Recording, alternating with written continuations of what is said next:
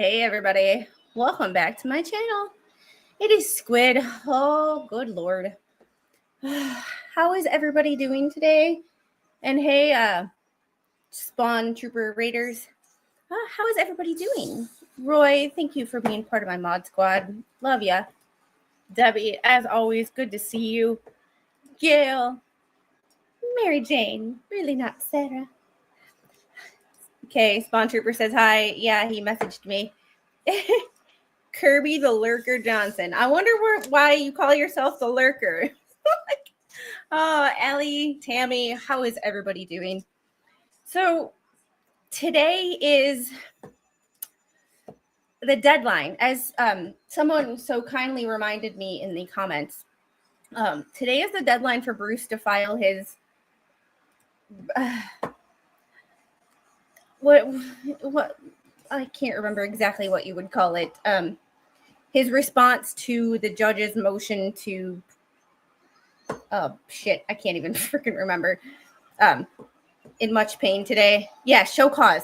For some reason, it was like show support. And I'm like, that's not it because my brain is funky. I went to the gym today and the workout damn near killed me. My face is still red from the workout. Holy shit. Holy shit. If you've ever heard of an assault bike, it does not like me and I don't like it. Yes, it is. This is my addiction. Strawberry and cherry are my absolute addictions. If I would have known that these existed when I was pregnant, I probably would have saved myself 20 pounds. I had the craving for fake cherry flavor, cherry Coke. I don't drink soda. This is as close as I get to a soda, like a Coke. I buy Coke and Sprite for the dude. He drinks it. I don't. That's one bad habit I don't have. Oh, thank you. I didn't wash it today when I took a shower and I dried the sweat and then I put dry shampoo in it. So, breaking news, Jeremy just popped on a second ago and says Lynette is in another lawsuit for July 1st for $50,000 from him or somebody else. Oh,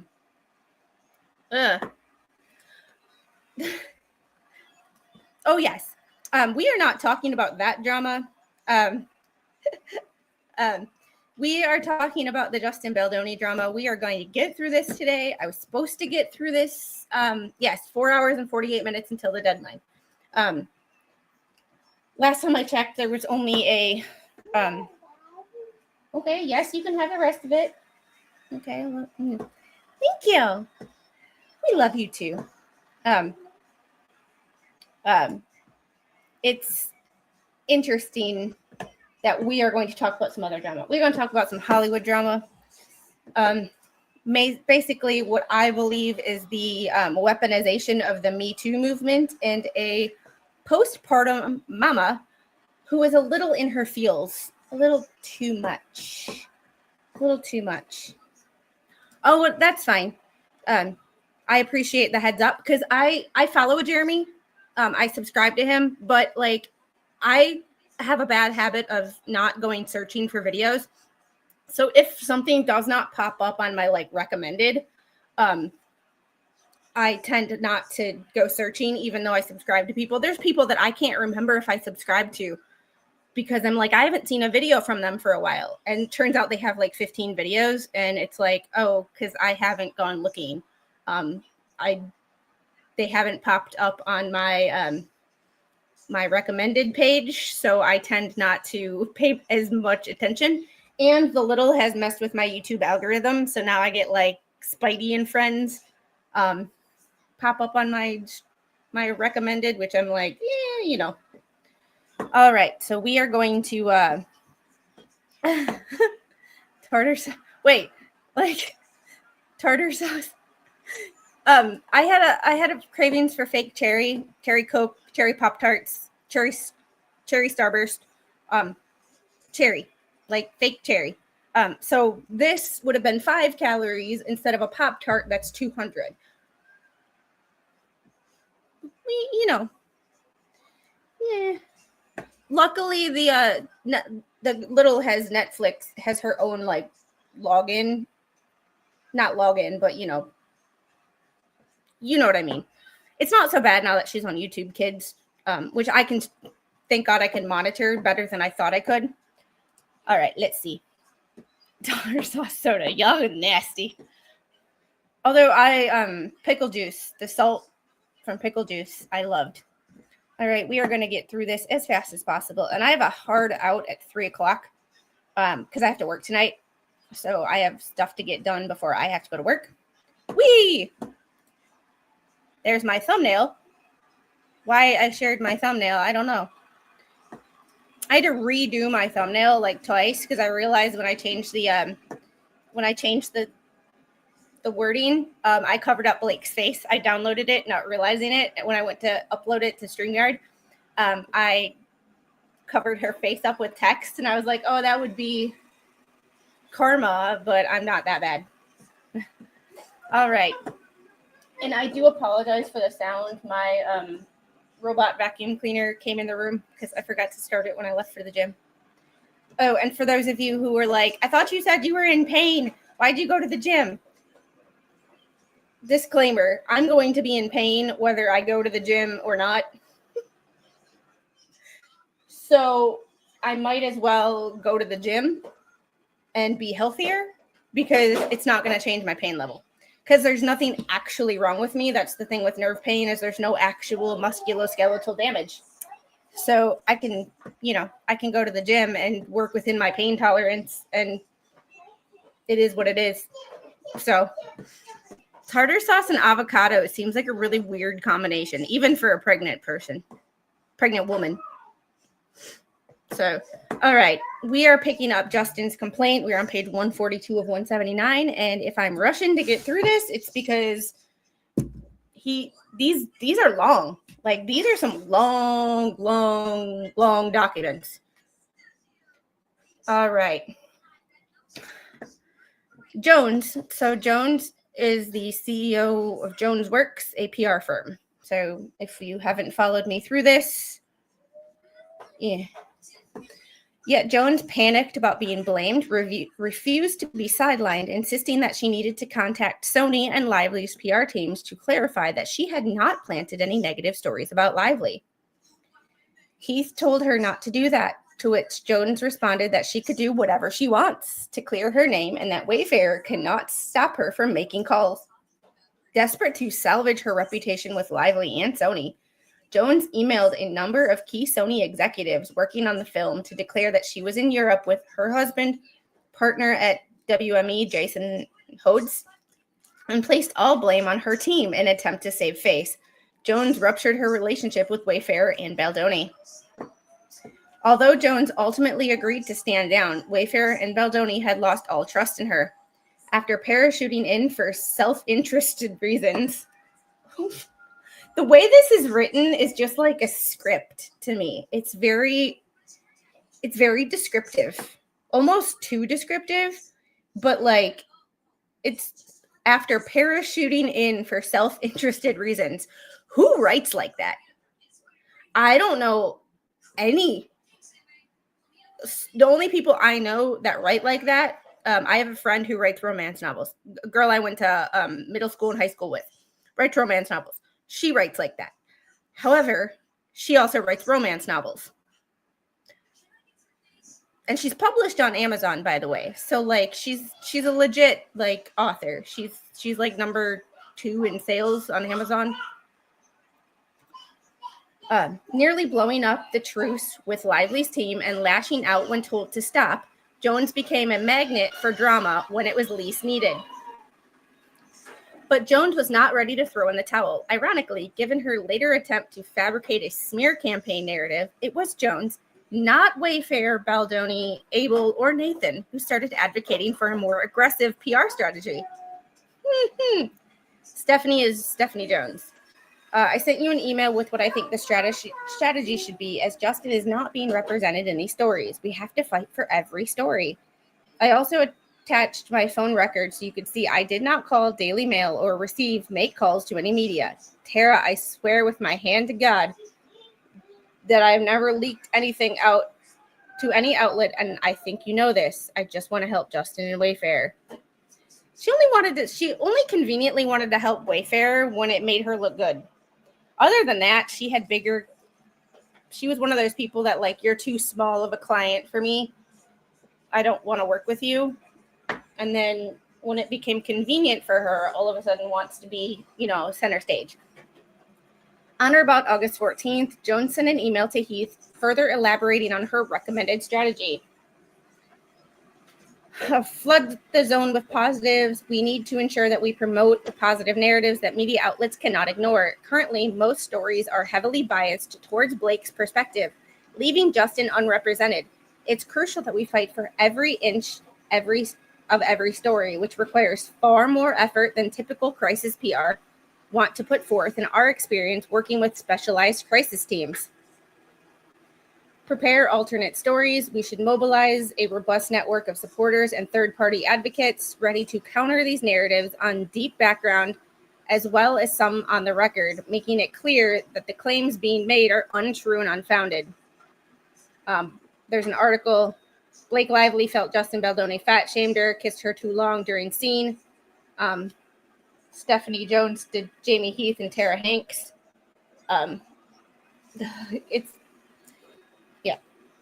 So, just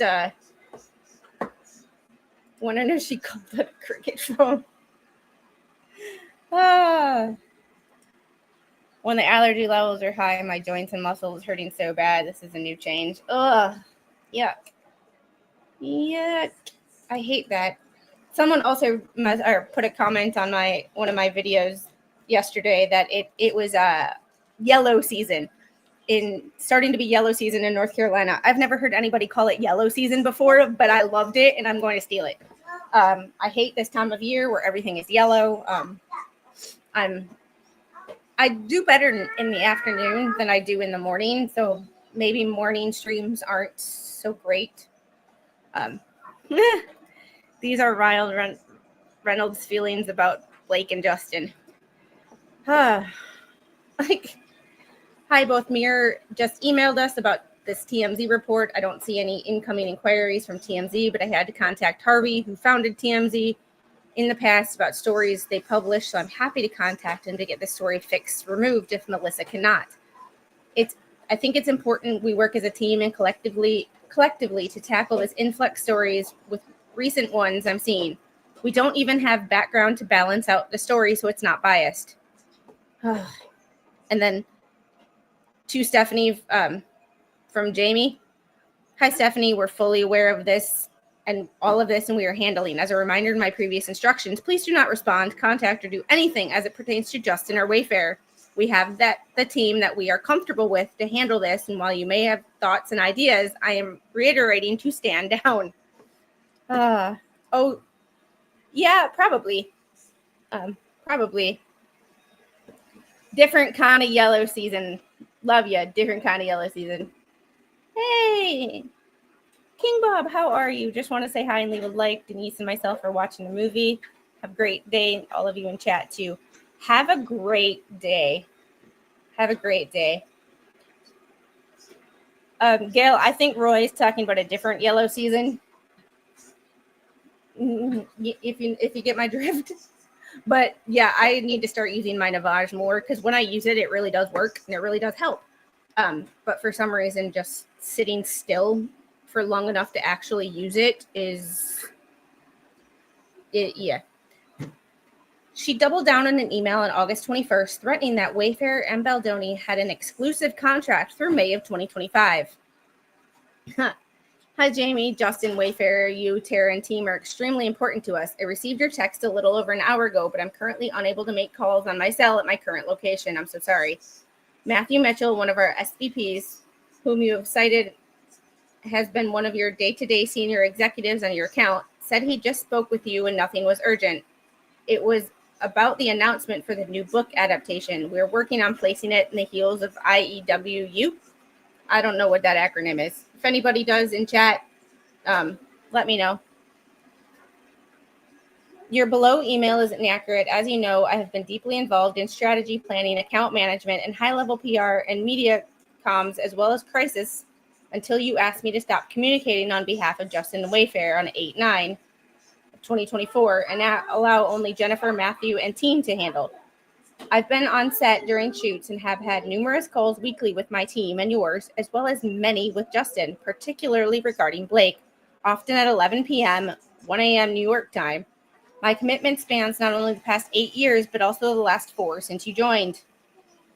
This has never been one person, but rather it has been a true team effort with my full support alongside a dedicated team at JonesWorks, including a senior vice president, 2 senior publicists, several account executives, and account coordinators working tirelessly for Justin and Wayfair. Oh, quit using Ryan's cell phone company and the coverage will improve. I mean, it's not. Yep, I'm gonna leave that one alone because my cell phone company is not super. On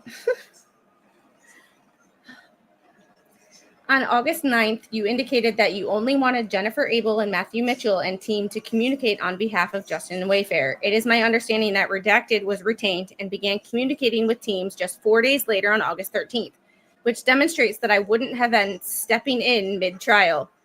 I have spoken to Redacted, and I also attempted to reach the other Redacted yesterday about a magazine cover for Justin, and I have been working for the last year now. As I noted below, I have also made many attempts to contact you through email and phone, but I have not received any responses.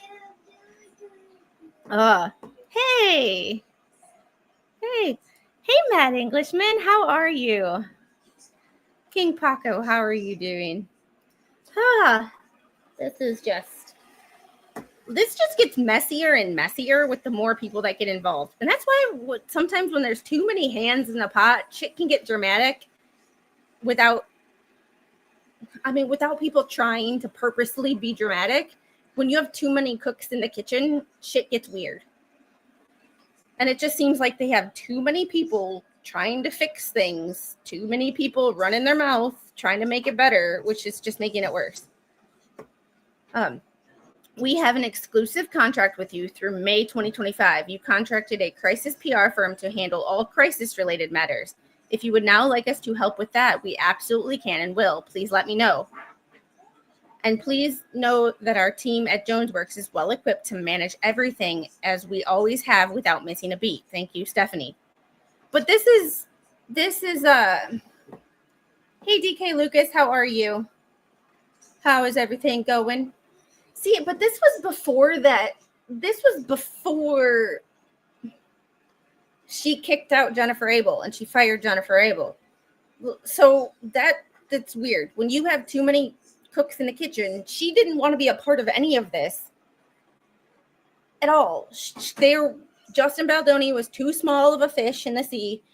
She had bigger clients that were more important. When Jennifer left, they wanted to go with Jennifer. Sorry, see, and this is where contracts, I would have to actually look at the contract because we have an exclusive contract with you through May 2025. Yes, with Jennifer Abel. But once your point person leaves, especially when she leaves under bad circumstances, would your contract still be, you didn't want she didn't want anything to do with this. So I understand why they didn't want anything to do with her, because she didn't want anything to do with them until it was convenient for her. Yeah, I heard that, but I don't have details on it. If anybody wants to email me details, who's involved, she's involved in another lawsuit, but where? Otter Creek, North Point or Northport? Who's the defendant? Who's the plaintiff? Is she the defendant again? Who's suing her? Is it criminal or civil?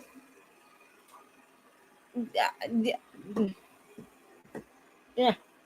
As September drew near, Wayfair and Baldoni, with the assistance of Abel and Nathan, continued their tireless efforts to promote the film, put out fires, and see the project through to the finish line. Stewing in jealousy towards Abel and resentment towards Wayfair and Baldoni, Jones clearly saw the writing on the wall. Knowing she would soon be terminated, Jones started taking steps transparently intended to make it harder to cut her loose. Those steps included sending email after unwelcome email to Heath and others. Stage 5 clinger. If you send email after email after email and you're told not to do anything, stop sending emails. That's like texting people. Like, that's seriously like texting people when they say stop talking to me and you keep texting them. It's like stage 5 clinger. Like, when they want to fire you as their PR person, and you are now annoying the hell out of them, it's not going to make it any better. It's just one of those things, like, they're going to get more and more pissed at you if you keep bothering them. Like, it's just a thing.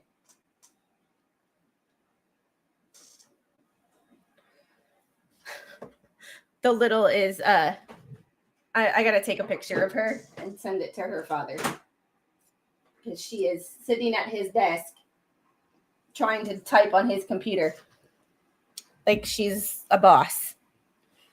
So LP sued for filing frivolous lawsuits. Yeah. And hey, Spawntrooper, how are you? Long after their relationship had this is where my reading. Angel, here you go. Irrevocably ruptured, to lay the groundwork to contest that she had been detached and non-responsive for years. This was especially galling, as Jones had been in Europe and largely incommunicado. That's a word that I haven't heard in legal filing in a long time. Hey, David. Save for her disastrous efforts at self-preservation for weeks during the critical month of August when the film premiered. And all this is still, like, behind the scenes of a film premiere of a so-called major motion picture. I had never heard of this film before this happened. However, hold on one second. The little turned on my stream, and I don't want any background noise.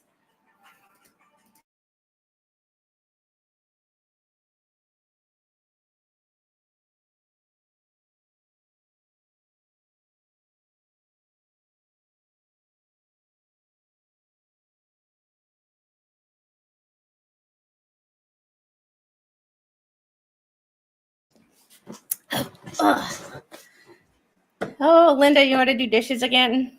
I did dishes this morning. All the dishes. I got more to do. I didn't do crap yesterday, so I'm trying to play catch up today. For Wayfarer and Baldoni, the decision was straightforward. As soon as Abel was out at Jonesworks, Wayfarer was out too. This was not about Abel poaching Wayfarer or Baldoni, nor was it a part of a premeditated plan to cut out Jonesworks.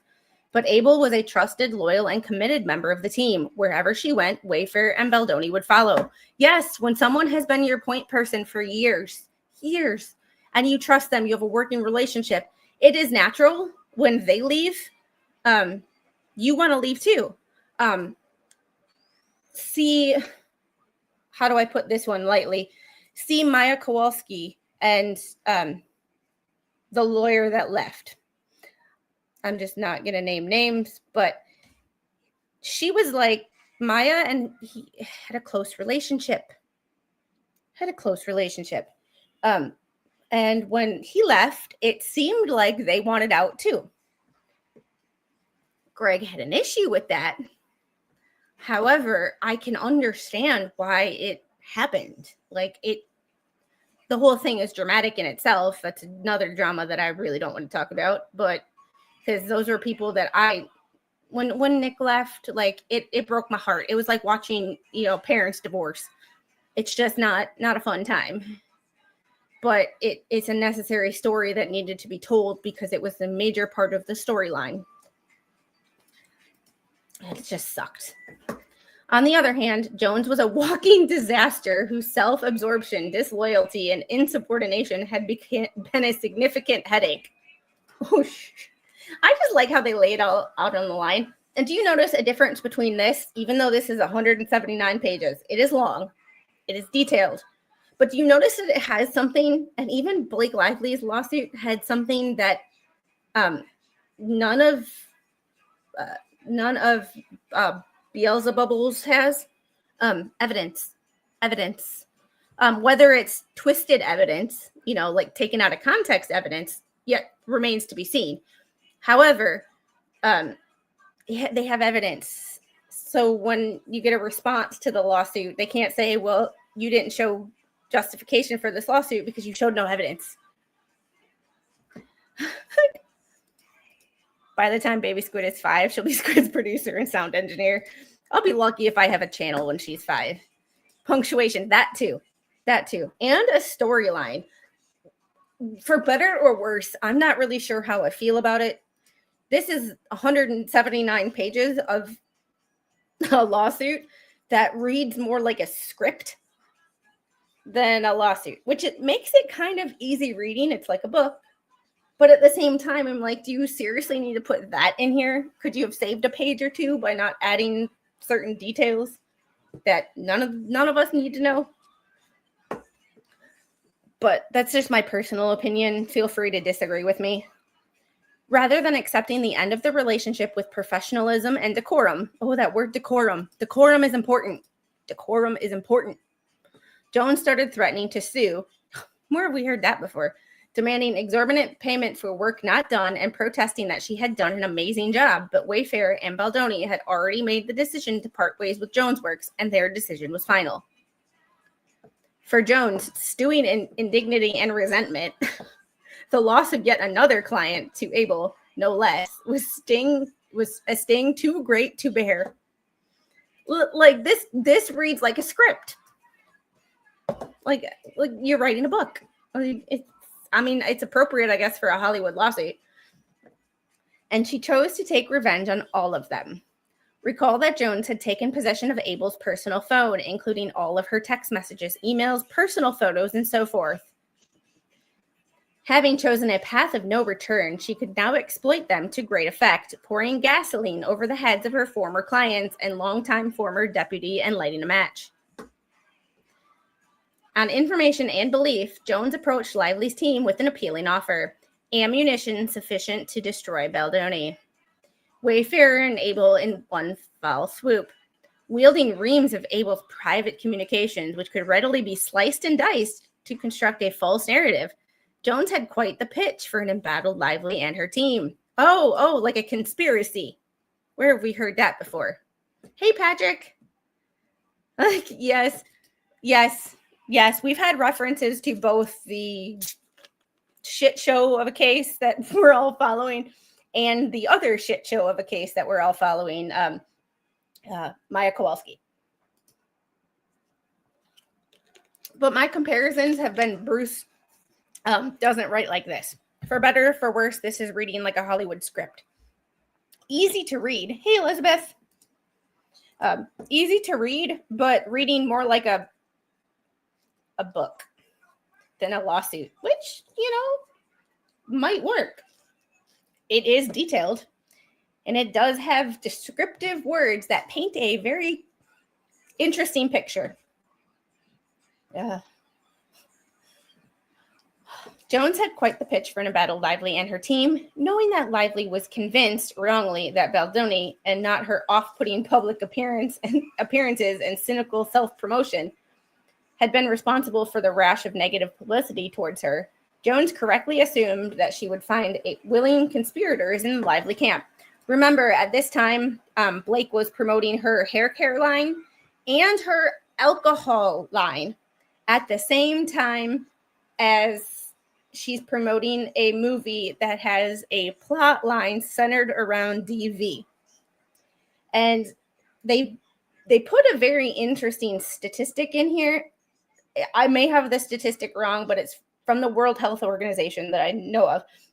And it said something like 55% of DV incidents have alcohol involved. paraphrasing, might have the percentage slightly wrong, but it is a World Health Organization's quote, and it is in this lawsuit. So the optics, and remember, optics are everything. It doesn't matter what the truth is. It matters in the court of public opinion. It doesn't matter what the truth is. It only matters what people see. So if people see something they don't like or hear something they don't like, it doesn't matter what is true. People have their minds made up by then. And that's one of the reasons that trying something in the court of public opinion is always going to be difficult, because it's first impressions, and first impressions don't go away. And people may hear negative information, even though it's not true. That's what people make their judgments off of. And I've noticed in this country over the last few years that people can be presented with the truth right to their face and still don't believe what's in front of their own eyes. So it could be, it doesn't matter if she didn't mean to do them at the same time and the premiere of the film got pushed back. The optics of promoting a movie about DV and an alcohol line at the same time, not a good look. Yes. Because DV and alcohol go together like Sarah Boone and suitcases. Yeah. And the last time I checked, Sarah Boone's appeal documents were still not available to the public. Yeah.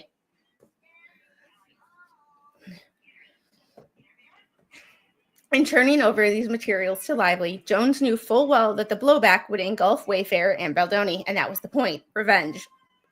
I mean, never,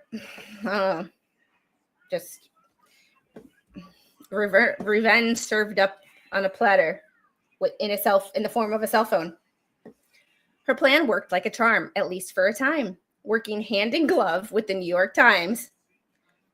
Hand in glove is an interesting phrase to use. Doesn't it invoke thoughts of leaving no fingerprints or trace? You know, hand in glove. You just, yeah. Bye, Kay. I hope everything's all right.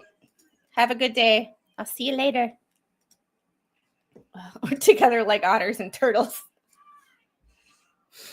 Oh, no. Derailers in the house. Laura Owens heard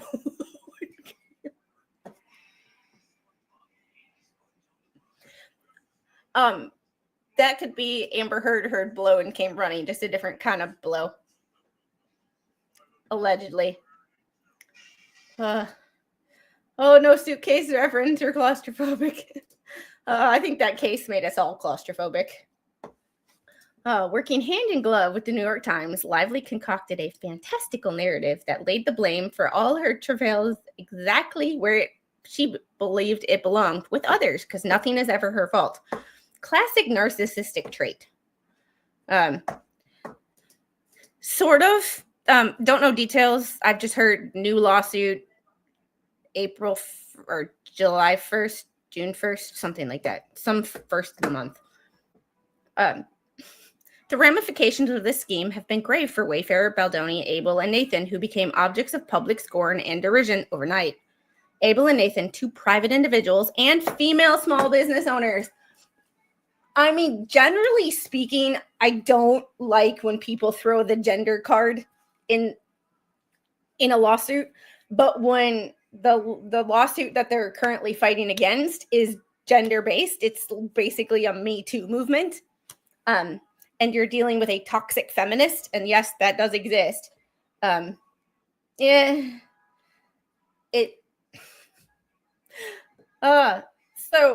I usually don't, I don't like when this happens, but considering what they're fighting against, sometimes you have to, like, it would be like if Trump identified as a transgender woman. Do you have to accept him as the first female president, or do you admit the absurdity of that men are not women kind of situation? Just a hypothetical. So when someone is a toxic feminist and using the fact that they're a woman as a reason why their lawsuit should succeed, I'm all for throwing in a really. The blue. You would know, huh? Just saying. Just kidding, Patrick. Have had their lives turned upside down. Their careers and reputations have been destroyed, their private information leaked, and their email inboxes and social media pages filled with a daily stream of death threats, abuse, and vile anti-Semitic remarks.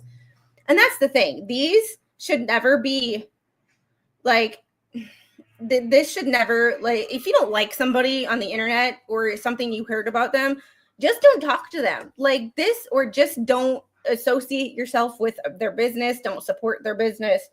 Don't, you know what I mean? Like, these things are not necessary.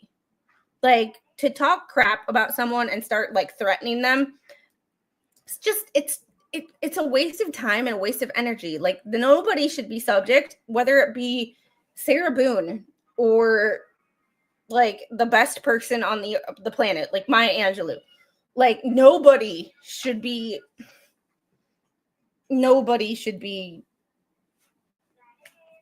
subject to that. Like, there's just things that you don't say. And this is never a thing that should be okay from any side, whether you love the person or you hate the person. No one is yes, silence is golden. There's the two favorite things in life that are free, or the only two things in life that are free: the ability to stay in your lane and mind your business.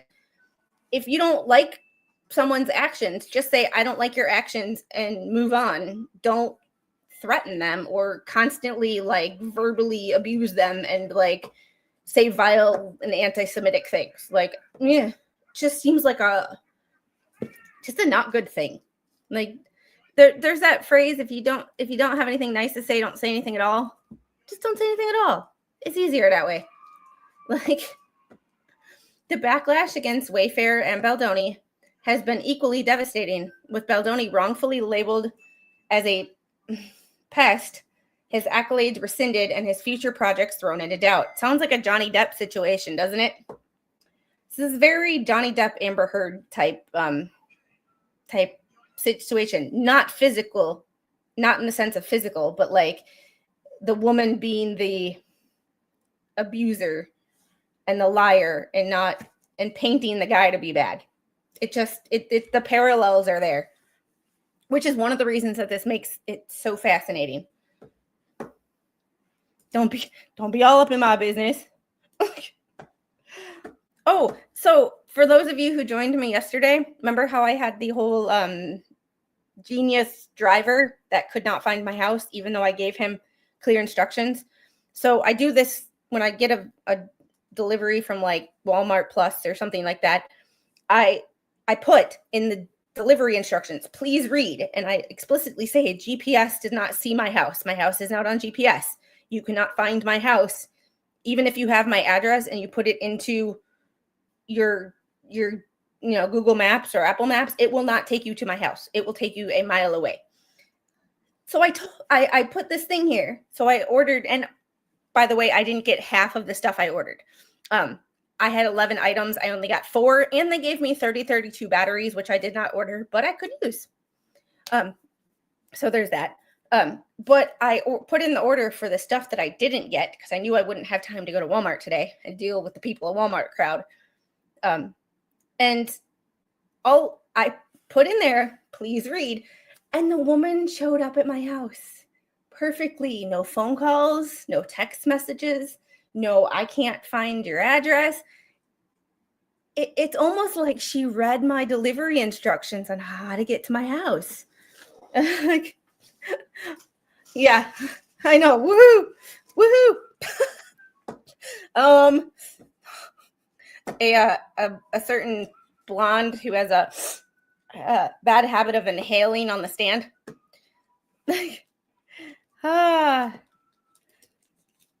Yeah, well, here it's mostly either college-age kids who just want to make some income, to make some extra cash. stay-at-home moms who want to make extra money while their kids are in school, or people who are retired. Yeah, bus drivers that can read do read. And that's the thing. Patrick, you had written me on Discord, and I mentioned it to you. This is stuff that I know is going to happen, so I try to make the driver's life easier.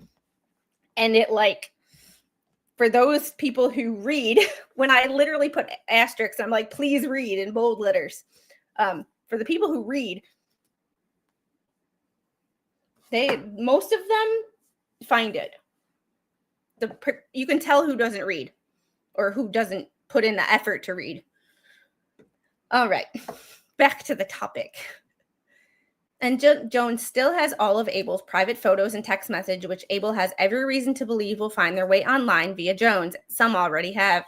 She lives in fear of what Jones has in store for her and what other client confidences Jones is willing to divulge in her fit of pique at Abel. All of this because Abel dared to leave Jones Works and start her own business. I leave instructions like, either put this address into your GPS and follow the road back, and I say what vehicle is in front of my house, or I put, take this road to this road, take a left on this road, and and the address is on the mailbox. Like, I leave very detailed instructions. I didn't. Ooh. Like, if you ever have questions, I'm a full-time DoorDash driver. My mom DoorDashes or drives for DoorDash in the summer because she works at a school and she doesn't have to work in summer, so she drives for DoorDash.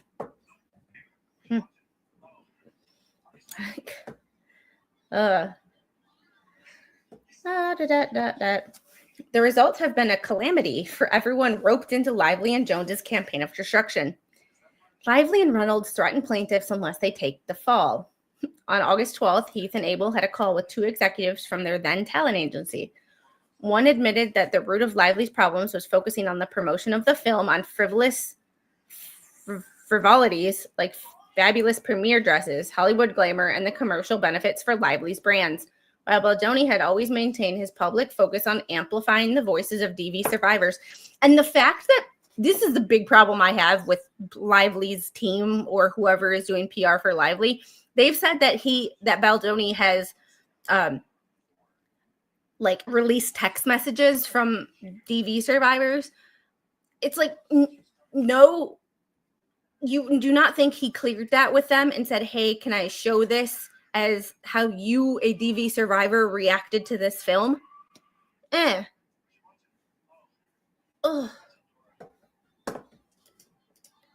Oh my God. I was in Las Cruces that day and my daughter was taken off her floor and sent to the ER for help with victims. Oy. I'll have to look that up later. The fact that they tried to make his amplifying the voices of survivors a bad thing. Like, I'm not a huge Baldoni fan. I think he is a beta male. I think he is a feminist simp. I've said this all before. However, this seemed like a pretty humble activity and a very, like, people first, not self-promotion. The executive communicated the demand from Lively and Reynolds that Wayfarer, Heath, and Baldoni make a public apology that day, and that if they failed to do so, the gloves would come off. Stunningly, the executive even told Heath and Abel that Lively and Reynolds objected when Baldoni spoke kindly of Lively in public, claiming that it misrepresented their relationship. The talent agency executive told Heath and Abel that Lively believed Wayfarer, Baldoni, and Heath were waging a shadow campaign against her. Abel quickly disabused the executives of that notion, conveying her belief that she and Sloan had reached a kind of truce, while Nathan had not come on the team or taken a proactive role until they started getting press requests. The second executive admitted on the call that no one pushes back on Lively and Reynolds. Shocker. No one pushes back on two Hollywood A-listers. Would you consider Blake Lively an A-lister, or would you just consider her riding the coattails of her husband and trying to stay on his reputation or he has a good reputation? Oi. Yeah. Stephen, of course you do. Why doesn't that surprise me? The next day on August 13th, 2024, Abel and Heath had another call with talent agency executives. During this call, one executive told Heath that the agency had spoken to Lively and Reynolds by phone about the overwhelming tide of negative publicity that they had faced over the past days. Heath clarified that Wayfair, Baldoni, and Heath had no connection to the negative publicity, but they told Heath that Lively and Reynolds had demanded that Wayfair put out a statement accepting blame for the problems during filming, with an express threat that they themselves would attack Wayfair in the press if Wayfair refused. The executives told Heath and Abel that Reynolds and Lively dictated a statement that they required Wayfair to put out, calling it "It Ends With Us," a troubled production, and forcing Wayfair to take accountability for the problems in the production. Wayfair, Baldoni, and Heath would have to acknowledge their own mistakes and own all negativity being aimed at Reynolds and Lively. The fuck of the... Well, you know what I meant. His coattails. They have 4 children. Of course, that interpretation has been proven. Q-lister, quite a big ego for her abilities. Yeah, I just, yeah.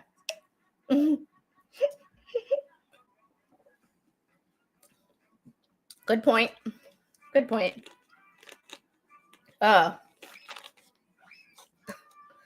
It just seems like 2 whiny people who finally met people who will stand up to them.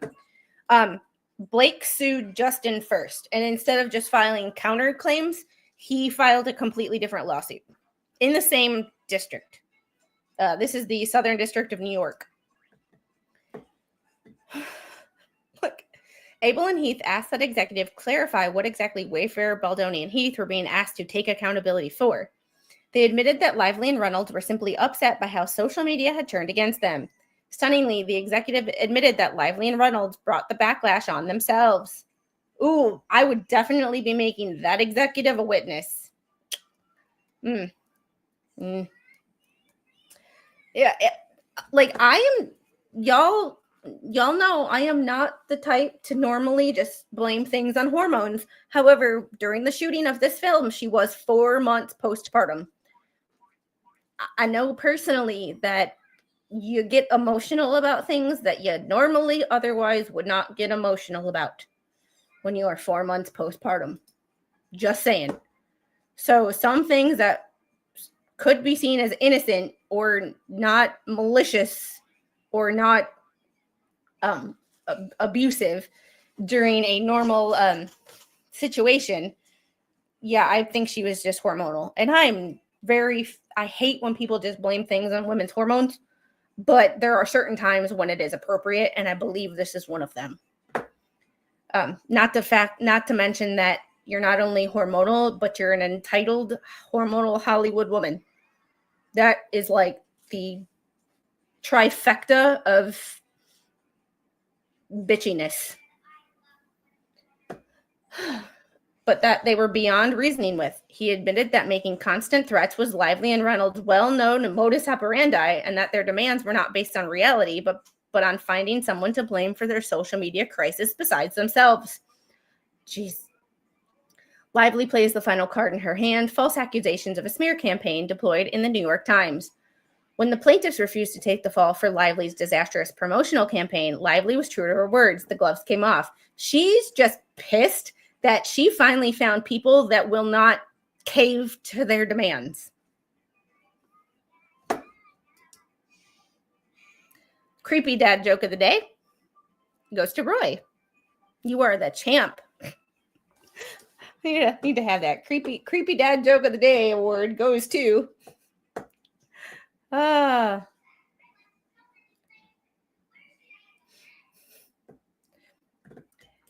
The summer here is when you don't have all the college kids and you don't have the influx of drivers. People the people that live here still order. However, college kids don't tip, and also college kids take a majority of the business. So it's a, you know.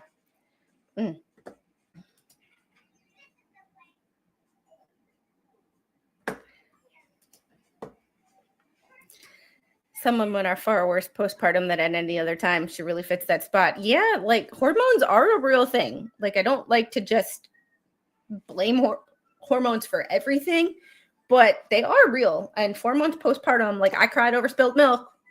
It has happened. I spilled breast milk after pumping, and I bawled my eyes out like it was the worst thing that could possibly happen. Daughter's 2.5.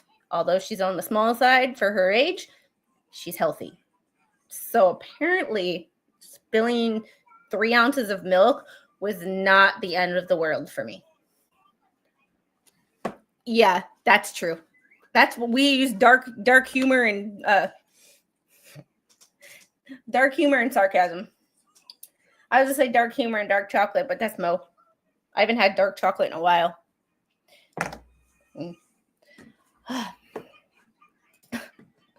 Months after the film's premiere on December 21st, 2024, that's a good day, a bombshell article dropped in the New York Times, authored in part by Megan Tuwowi, gained prominence for her expose of Harvey Weinstein. The article's headlines promised a glimpse inside a Hollywood smear machine.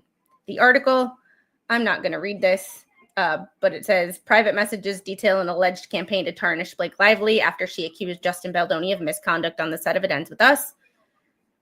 See, this is another thing Bruce needs to take. Bruce needs to take into account evidence.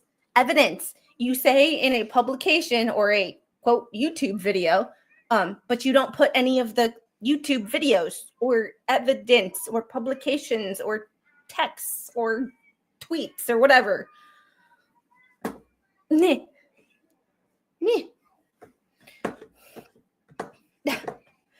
The article purported to provide a detailed account of calculated campaign to bring down Lively in retaliation for daring to speak out against SA on the set of It Ends With Us. The article draws heavily from the California Civil Rights Department complaint that was filed by Lively the day before. Convenient timing.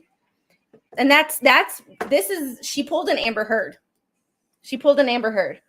In the sense of the CRD complaint was only filed the day before. So in order to have an article come out the next morning, she would have had to given that article to the New York Times. If she would have waited a week before this article came out, it would have been plausible that this reporter found it.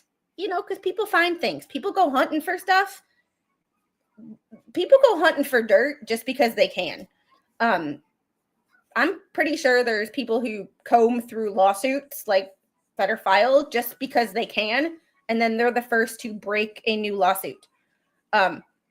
If Lively would have waited a day or waited a week before this article came out, it would have been plausible that she did not give the complaint or give the New York Times a heads up. But the timing, once again, optics are bad. Links in motion as evidence. Yes. What a concept. If you're going to have claims, have evidence. The CRD complaint and the article are both purportedly based on thousands of pages of text messages and emails that Lively obtained through a subpoena. The article notes, these and other documents were reviewed by the New York Times. The 4,000 plus words of the New York Times article dropped less than a day after Lively apparently filed her CRD complaint. Oh, I promise I didn't read this, but if it walks like a duck and it quacks like a duck,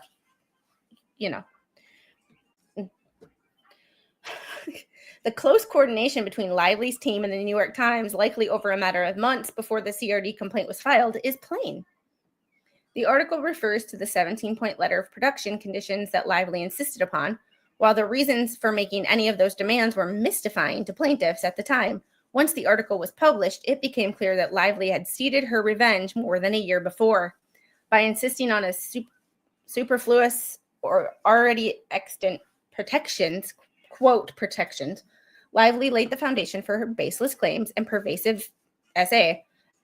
When she buffaloed plaintiffs into agreeing, she sealed the perfect narrative poison pill, allowing her to later claim that plaintiffs' agreement to the 17-point letter was proof positive that harassment was endemic on the film set. Where has he been? Where has he been? I haven't seen him in this chat in a long time. Where has he been? Pardon my sarcasm, but that sounds believable, right? Crap the bed and didn't even change the sheets.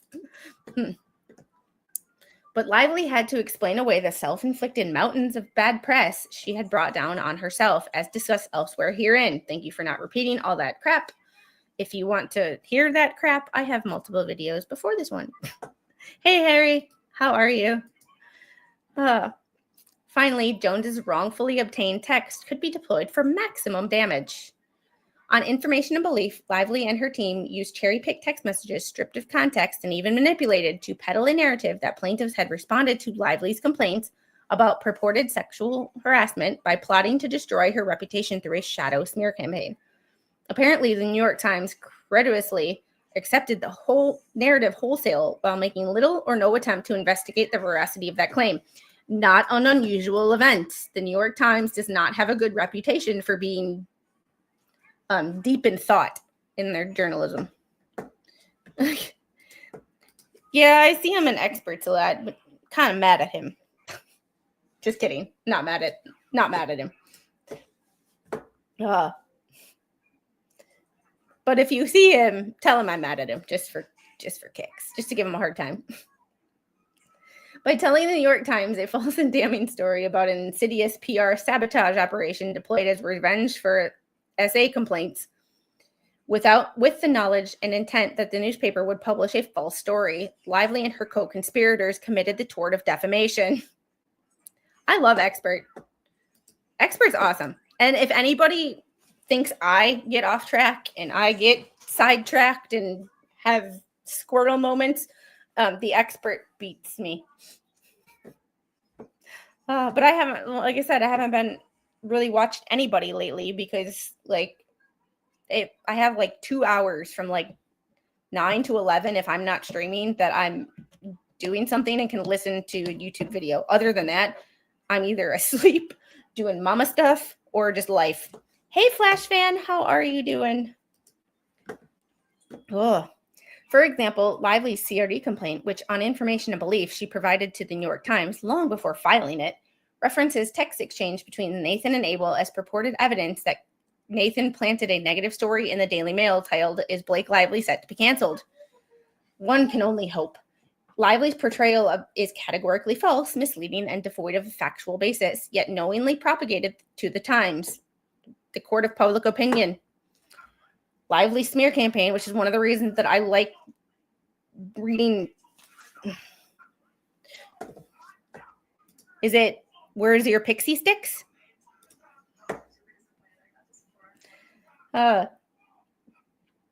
Lively's smear campaign narrative hinges on an August 16th text exchange in which Nathan allegedly shared a link to this article with Abel. The text exchange shows Abel responding, "Wow," followed by, "You really outdid yourself with this one," to which Nathan allegedly replied, "That's why you hired me, right? I'm the best." These messages constitute the entirety of the purported evidence underlying the allegation of a smear campaign orchestrated on behalf of Baldoni. But the information Lively fed to the New York Times was apparently selective and deceptively edited, resulting in a gross misrepresentation of actually reverse the sarcastic meaning and tone of the messages. Oh no. Prayers. Yeah, you are the daytime derailer. Expert is the primetime derailer. Flash fan, prayers to your family. Give them my best. Not that I can, not that it means a whole lot, but we're thinking about you. If you're the praying type, pray for Flash fan's family, please.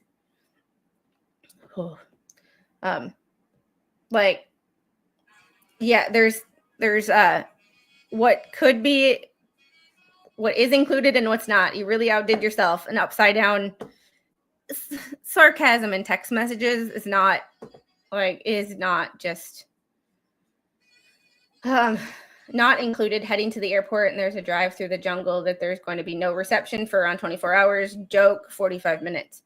I'm sorry you bring offline for 45 minutes was not included in the scope. Unacceptable.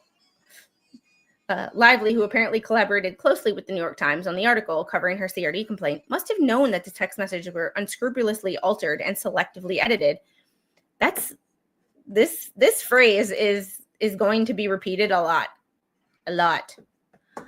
I would like to think so, but I'm not entirely sure. I have not spoken to him on that. About that. I haven't even seen, but he is streaming again, so I get the Discord notifications from the White Rabbit. I would hope so. Fingers crossed, but I don't want to give out fake information, so I don't know for sure. Enabling Lively and her team to propound a false smear campaign narrative designed to destroy plaintiffs for the Times, knowing or reckless dissemination, specifically the immediately preceding text message exchange on August 16th. Nathan forwarded a screenshot of a message from a reporter informing her for the first time of the Daily Mail article. In response, Nathan wrote, "Damn, this is not fair because it's also not me," followed by "Everything now looks like it's me." Perhaps unknowingly, Nathan was already anticipating the accusations that would soon be leveled against her and fellow plaintiffs.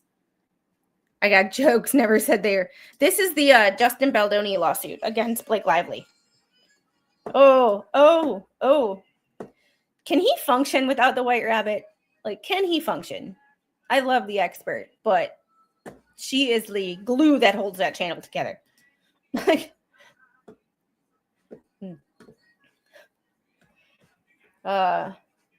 Damn, this is unfair because it's also not me. Everything now looks like it's me, maybe not to you.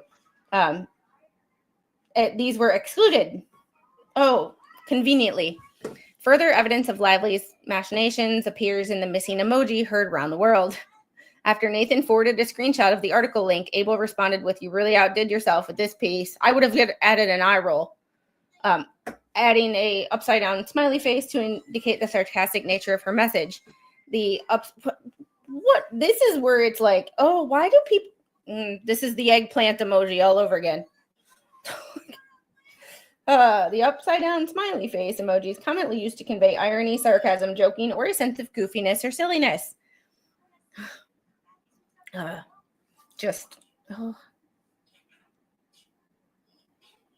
In her CRD complaint, apparently in the materials she forwarded to the Times for their uncritical publication, Lively deliberately excluded not only the preceding screenshot of the text exchange in which Nathan denies involvement in the story, but also the emoji, fundamentally and willfully altering the sarcastic tone of Abel's message to mislead the reader into interpreting Abel's response as literal and sincere.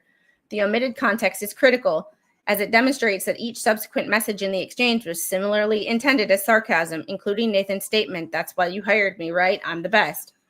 I would have laughed after that, but that's just me. I tend to put in too many ha-has and LOLs, but like I want people to know that I'm laughing at it and not like, meh.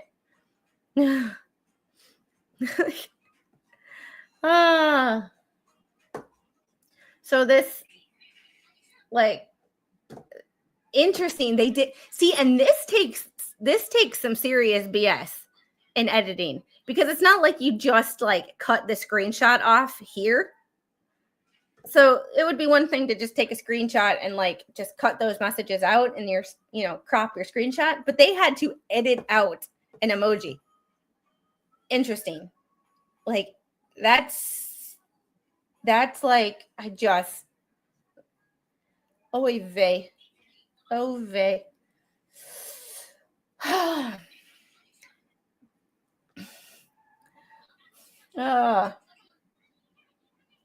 I just like, what?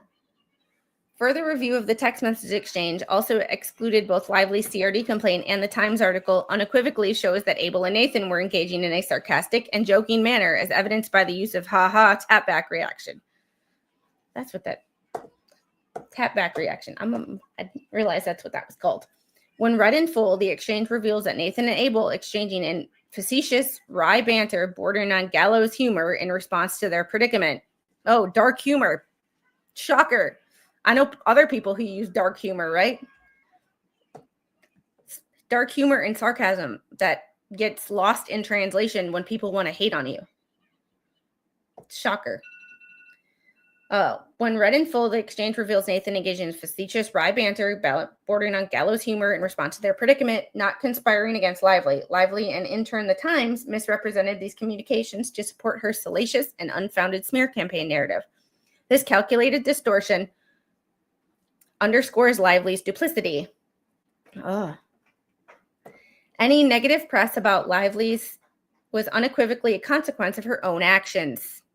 Even the Times itself acknowledged Lively's public missteps in an August 17th, 2024 article titled "It Ends With Us, the Press Tour Drama Explained." In it, reporter Shivani Gonzalez observed Lively's promotion of the movie has included a push for her new hair care line, discussion of the clothes in the movie, and response to questions about abuse, which have been criticized as shallow and tone deaf. Baldoni, by contrast, has emphasized the importance of raising awareness of DV and providing resources for those in similar situations. And see, that's the thing. Like, I just, like, hey, I have my favorites. Yes, or your words are always misinterpreted in various chats. Like, it's just one of those things, but they make the fact that he's raising awareness for DV and providing resources a bad thing. And that's what I could never understand. Like, that is how you make public enemy number one, is you don't highlight the importance of surviving a situation, and you don't give resources for a situation. Like it. And then these are just the different articles on August 12th, August 14th, August 15th. Completely unsolicited from my TMZ story, Blake has a huge ego. JB was liked by many cast and crew, and this is her ego being bruised. Like, this is more text messages and more articles that ends with us promo, August 16th, August 19th, 20th, and 27th. Like,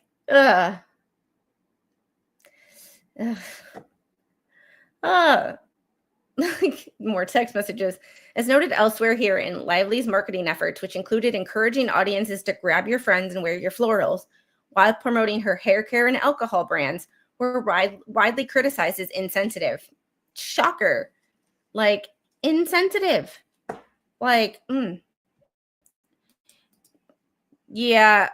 The good news is, I saw that. A lot of my Facebook friends are fighters or former fighters. And Gerald Mearshart was a friend of mine. He actually taught me my switch kick. However, he posted something about it, an article about it last night, so I read. But he got credit for time served, and his he is suing the family, and he only has like a certain amount of. He doesn't have that many days left. The judge gave him the lightest sentence possible and said that no one should take his son away from, or father away from his son. And also, the other family released a statement that these are unfounded allegations. Like, he did something over unfounded allegations. If they're unfounded allegations, why are you going to trial in a couple months? But, what do I know? Yeah. Is it really that obvious? Like, not bored, but like bored of a situation, like bored of people. Like, it's just like it's hard because like I see the same stuff being repeated over and over again, and like I don't like anybody involved in this situation. I don't like Hollywood actors.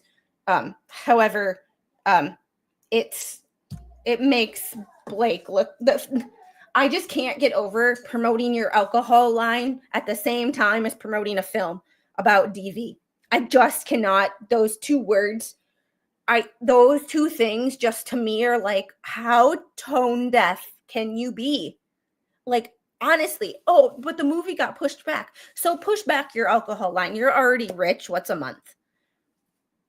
It's not like you're releasing that alcohol line and that's how you're going to make money for your family. You're a millionaire. suck it up and pushed it back a month. Sorry. I just can't get over how tone deaf that is. It's, oh my God. This was particularly glaring given the well-known links between DV and alcohol consumption.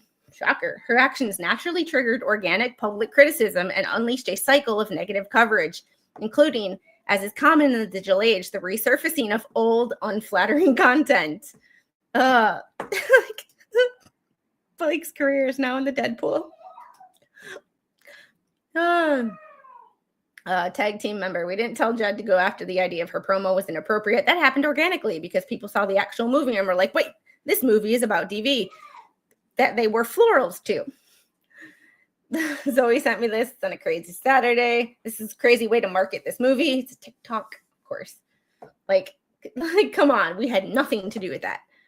Far from being the product of a calculated smear campaign by plaintiffs, the backlash against Lively was the inevitable fallout of her own mercenary messaging and self-promotional tactics, amplified by her inability to read the room in addressing such a serious subject. This is not us, correct? Assuming the guy we brought in would never do this. That it's just unearthed Blake Lively interview showed you slur for trans people. This is just, just more stuff. The contemporaneous communications of plaintiffs show a growing awareness that they were being set up and to be blamed for Lively's disastrous missteps. Blake Lively, fearing for her career amid it ends with us backlash. God, I'm so over this. I'm sure Leslie thinks we placed this one as well. We are told cast and crew find Justin nice guy. Don't take as harsh sides behind the scenes as it's being reported. At this point, we're told it's being milked for publicity. Justin over it. It was creative difference between Blake and Justin, but it wasn't nearly as bad as the reported. Blake, huge ego, etc. is the reporting. I'm in a hurricane in Puerto Rico. Oh, interesting.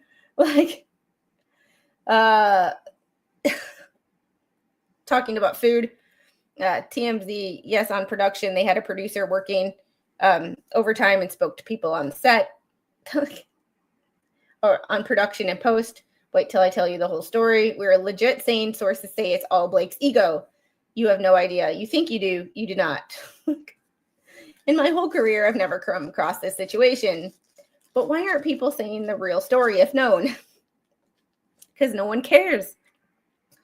Good morning, sharing with you a perfect example of why we don't use bots. I wouldn't even worry to think that they've hired a team. A, nothing to find. B, they've hired an awful team, which I've sent to our guy to track and pull as we have evidence of it. Yeah.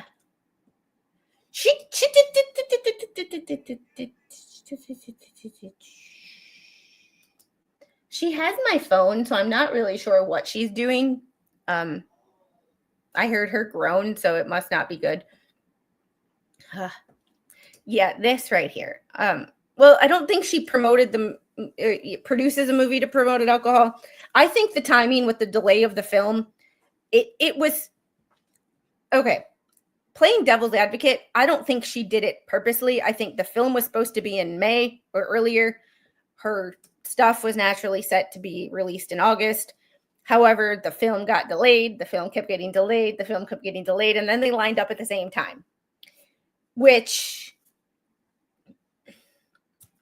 is not, in that case, the film kept getting delayed when I knew that if it was me, if the film kept getting delayed and I knew it was getting delayed and it was lining up closely with the alcohol brand, I would have gone to the people promoting the alcohol brand and said, we need to push this back.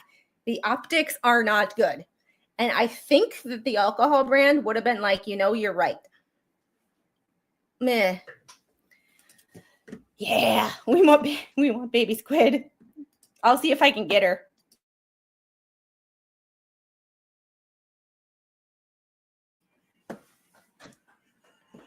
Hi, beautiful. What are you doing? She's talking on the phone and playing music. She plays music. She stops it, pauses like she's answering a phone call. So, sorry. Yeah. And I have like 4 more minutes. You want daddy? Yeah. Okay. Hold on. I have 30 timers. Well, yeah, we have 30 timers. We have Papa Roach, and you get to call daddy. Yeah. Yeah. Can we wait 5 minutes to call him? Yeah. Okay. We'll call him in 5 minutes, okay? Okay. Thank you. She hasn't FaceTimed you. She usually does that when you're at work. Yeah, she did it this morning. She tries to include you, me, and Grandpa on a call. I'm not really sure. She has uploaded shorts to my YouTube channel, so I have to make sure she doesn't do that. There she is. There she is. Yeah. Oh, girl, we need to go sooner. All right, guys. I have to call it a day because I have to do some mama stuff. We are on page 165. We are almost there. We are almost there. We will finish it tomorrow. I am going to just check the docket real quick. Judge Belaytho did issue an order yesterday. Angel Bug. That he has, or plaintiff must file a response to docs 111 and 112 by 12 p.m. Central on March 28th, which is Friday. So that is all I see, or all I saw as of earlier. Hold on, baby. Baby girl, I promise we can do it. We just gotta wait 2 minutes. Yep, and that's all that's on the docket. There is nothing more. Bruce does have to file his response by tonight. So there will be probably something. There is a motion for attorney's fees by Bruce Matskin. I do not have time to read it now. I will read it tomorrow morning. All right, we will read it tomorrow morning. Yes, don't forget to hit the like button. Y'all have a good day. Take care. Bye.